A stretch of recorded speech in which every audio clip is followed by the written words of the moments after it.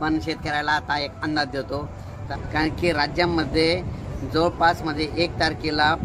1 तारखे ते 1 जून ते जवळपास 10-11 जूनपर्यंत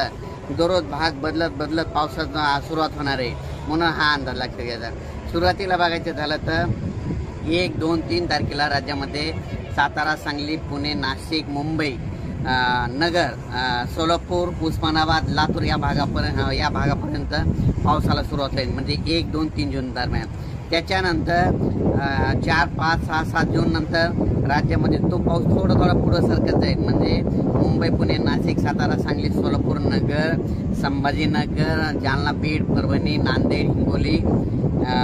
लातूर, उस्मानाबाद आणि तसाच तो पाऊस यवतमाळकडे जाणार आहे, म्हणून हा अंदाज लक्षात द्यायचा। त्याच्यानंतर 5, 6, 7 जूनच्या दरम्यानमध्ये तो पाऊस परत आणखीन पुढं, म्हणजे सातारा, सांगली, सोलापूर, पुणे, नाशिक, मुंबई, तसेच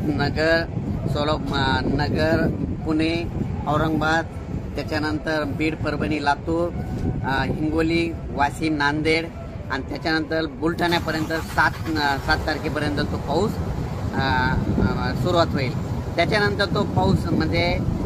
7, 8, 9, 10, 11, 12च्या नंतर